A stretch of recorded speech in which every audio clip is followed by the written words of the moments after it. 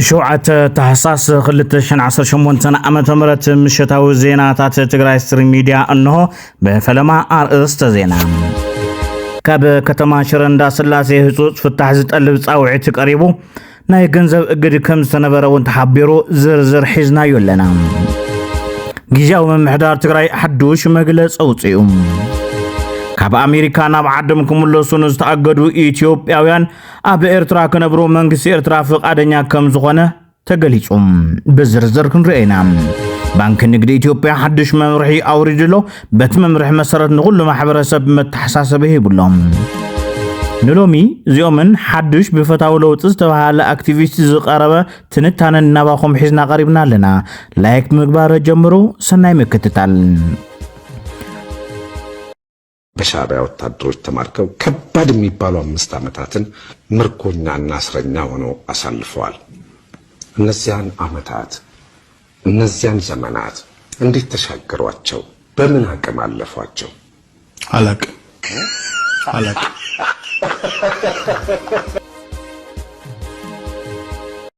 أب كتما شرندا سلاسي قلقالو تهزبي أب حدقا خمزلو يحبر أب شرا قنزب يلن هزبي كل تشحيقون كل تميتي كتوتصون نايمولو معالتي ترام كابزي نابزي تملسو كابزي نابزي تراحينا خنت أنا قد زبل حسابي وحابلهم يتي إما تابع سراح كمزيلو عون تقليسهم اتساقبنا كلن بانكتات مخانو دما تحبير لهم أب شرا لكي عخمتي أب كلتشن 10 سلسن كلتشن 10 4 نامة مرد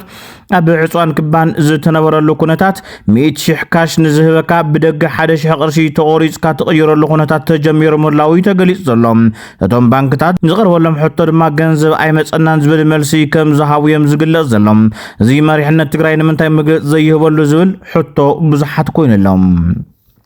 ሚዲያ ጌታቸው ይቀትለን ነይሩ እንሱ ንቀትለን ኣሎ ብስቁታ ትምት ጌታቸው እኮ ተአገረን ዘነ ጌታቸው ኣብ ዘነ ዶሮ ተአጊደለ خزارውን አይደለን ተተቀበለን ዝሐጎሰን ይመስል باجت تخلكل من ما مثلا درون تقطقيت زوص مغلص يلن وحات غلي شنكل كلا غلي زدل كاتمارز تراو تግራይ ወድም ቤተን ገለጥ በኋላ ይመርሕ ንዝደል انا ይደለን ገለ ዝደል እንታይ ዳ ባዕለ ጎነይ ዘቅመጥ እንዲያ ሕዚ ግልጽ ክነግሮን ሰራዊት ትግራይ ዋንጌታቸው ተጸዋዕነቱና ጌታቸው ይሆን ክባል ከለ ሕዝብ ናባይ ተዘ ኮይኑ ሞይተ ይርከብ ይለሎ ናት ሰራዊቱን ኢደት ይመርሕ ይደልያ ወሓት ያቀርያተን ወሓቱን ዳርጋ ብዙ ሐሳባት መዲውላ ለደግም ባዕሉ አው ኮይኑ ይመርሐለ ማለት ናብ ዝርዝር ጉዳይ ናአትን ካሊ ማዓንት ስለንሪ ስነ ስርዓት ገርና ወላ ዓልመ حزي كاب كل تشحبرن العلي كوص كم زي خلن قدب كم استقامطلنون بمحبر دخونا نز كل حماق مفلفل مرابح زغون زلو ابي تግራይ ዘሎ መንግስቲ ዝብል እትወሃብ ርእቶም መንግስቲ እንተራእሰሉ ህዝብ ባዕሉ ከዕም ዘሎ ወይ ድማ መንገዲ ከዓጽሎ ዝብል ናይ ዓመጽ ሐሳብ ሂቦም ود بسمرت مجلس أوصيو أبى مجلس يو أبز قرب أبز كايدو جوبايم أبى كسلت شدش توارح زفت سما بوليتيكاون ود باون مدباتن كالوت نايوشت ود من صراحتي بعمق أزتي بمولو دمسي أصديقو كم زلو قليتهم أبى تقرأي أنا زل لكل مرة أي كايدن زبر حدش عند رات قبلنا تيولن دماء إلو نحوحات كنكف كل خاد لا يلوتي أبى نجور قالسي أبى جون ناخون دما إلو تي حدش مجلسي ودب سمرتم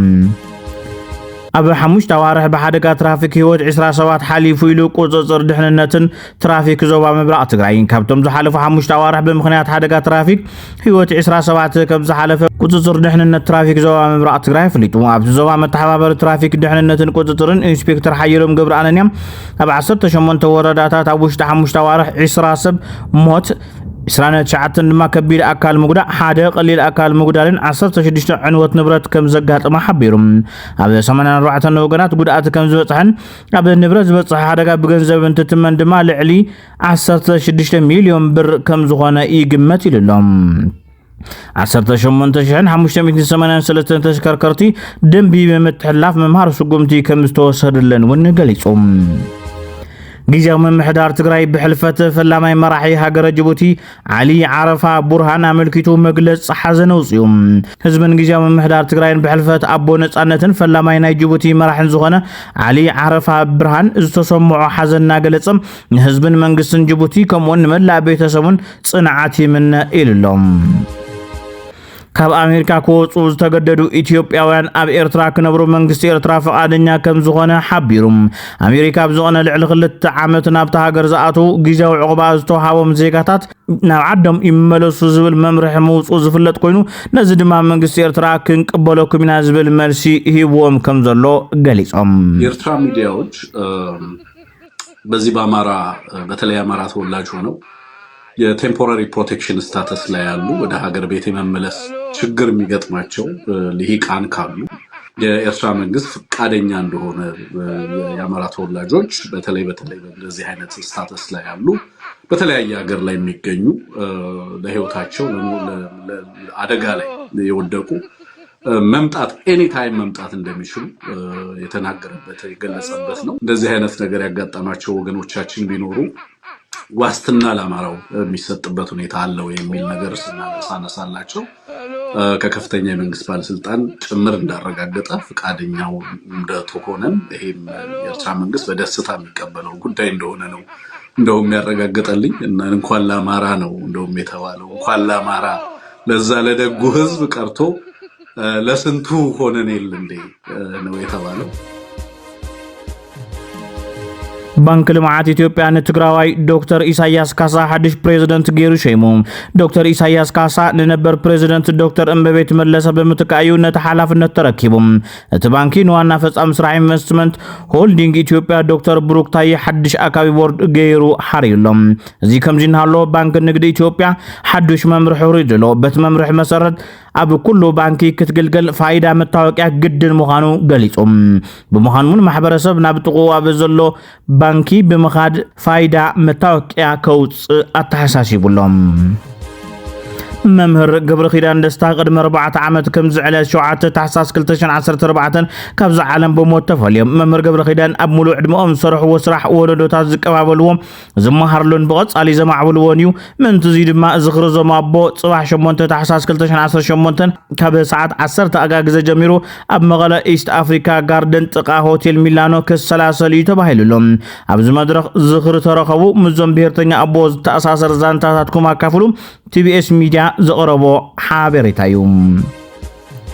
ኣብ ስዑድ ዓረብ ናይ 4 መዓልታት ምብጻሕ ዘካየደ ፕሬዝደንት ኤርትራ ኢሳያስ አፈወርቂ ብቀዳም ናብ ሃገሩ ድሕሪ ምምላሱ ጀነራል አልቡርሃን ድማ ናብ ሪያድ ኣትዩ ቅድሚ 2 ሰሙን በመኪና ናብ ፖርት ሱዳን ዝኸደ ፕሬዝደንት ኢሳያስ ብዛዕባ ኩነታት ሱዳን ምስ መራሕቲ ሃገር ከም ተዘራረበ ይዝከር ስዑድ ዓረብ ኣብ ናይ ሱዳን ጉዳይ ይኹን ኣብ ካልኦት ኣብ ዞባ ቀርኒ አፍሪካ ዝርከቡ ጉዳያት ኣገዳሲ ግደ ክትጻወት ኢሳያስ አፈወርቂ ክምሕፀን መጽንሑ ይፍለጥ ኣብ ብራዚል ናይ ናጽነትን ናይ ብራዚል መለለይን ዝኾነ ሓወልቲ ብንፋስ ወዲቑም እዚ ሓበሬታ እዚ AI ክኸውን ይኽእል እዩ ተባሂሉ ብዙሓት እኳ ተተቐባበልዎ ንምርግጋጹ ኣጸጋሚ ዝኾነ ምስሊ ኮይኑ ረኺብናዮ ኣለና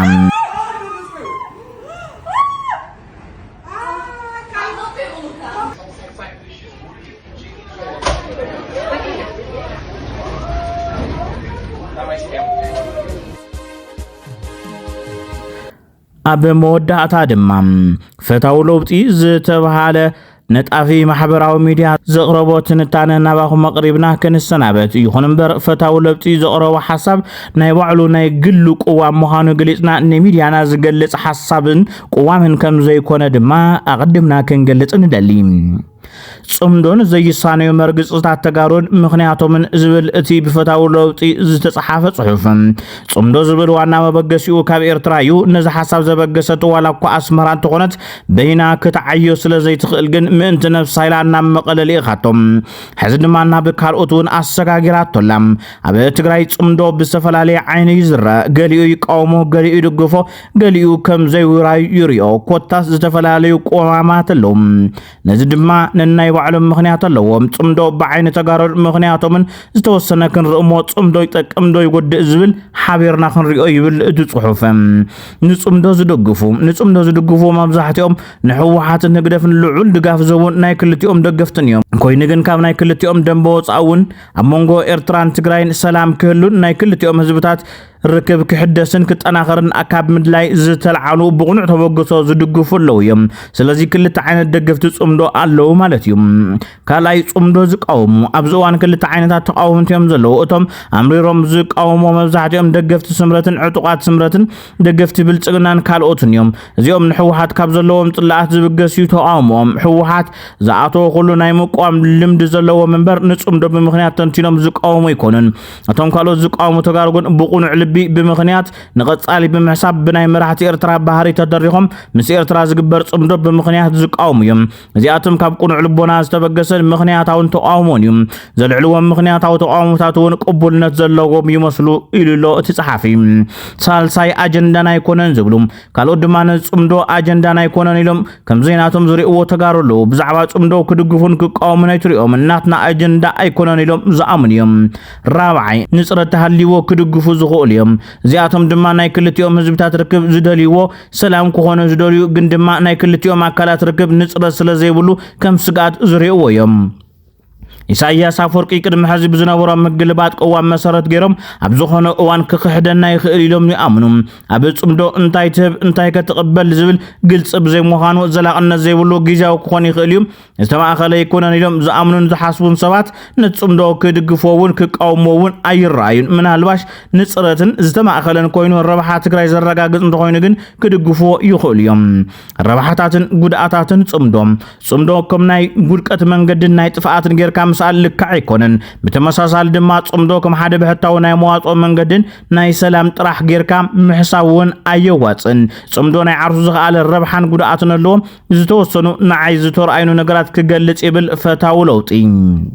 ናብ ጉድኣትን ትሰገር ጽምዶ ብኣግባቡን ድሕር ዘይተታሒዙ ድሕር ዘይተማእኺሉን እንድሕር ንጽረት ዘይብሉን እንድሕር ናይ ሕቢ ይርክብ ኮይኑ ዝርክብ ናይ ሓሽከርን ተሓሽካን ርክብ ናይ ምዃን ዕድል ክህልዎ እዩ እዚ ድማ ፈጽሞ ዝተባሃልካዮ ጥራሕ ትፍጽም ተላኣኽ እምበር ተጻማዲ ክትኮን ይትኽእልን ስለዚ ብኣግባቡን ድሕር ዘይተታሒዙ ካብ ጥቕሙ ጉድኣቱ ይዝበዝሕ ብተወሳኺ ድማ እዚ ርክብ እዚ ንኻልእ ኣካል ንምውጋእ ኢልካ ጥራሕ ዝግበር ርክብ እንተኾይኑ ሕዝቡን ጉድኣቱ ይዘመዝን ትግራይ ውዕሊ ፕሪቶሪያ ዝበሃል ዓለም ለኻዊ ውዕሊ ፈሪም ኣላ እዚ ውዕሊ እዚ ክትግበር ጽዕንቶ ትፈጥረሉ ባይታ ተመቻች እምበር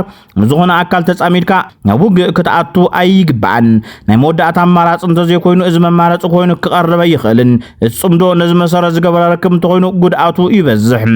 ብሰንኪ ጽምዶ ኢኮኖሚያዊ ጉድኣት ከም ዘለዎ ንርኢ ኣለና ክሳብ ሕዚ ናብ ኤርትራ ዝኸድ እምበር ካብ ኤርትራ ዝመጽእ ነገር ኣይረኣናን እዚ ድማ ናይ ዓርሱ ዝኽኣለ ኢኮኖሚያዊ ጽልዋ ኣለዎ ስለዚ እዚ መልክዕ ክሕዝ ዝግብኦ እዩ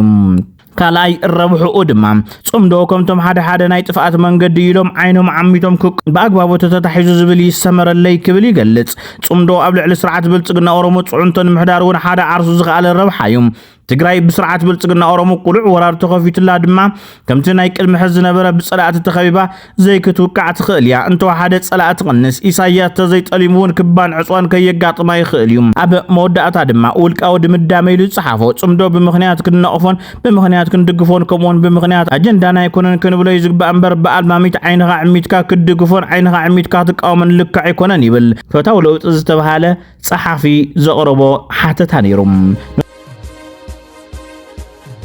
ሎሚ ናዚኦምን ካልኦትን ሒዝናልኩም ቀሪብና ብምክታልኩም ኣመስግና ሰላም ንህዝቢ ትግራይ ሰላም ንኹሉ ወዲ ሰብ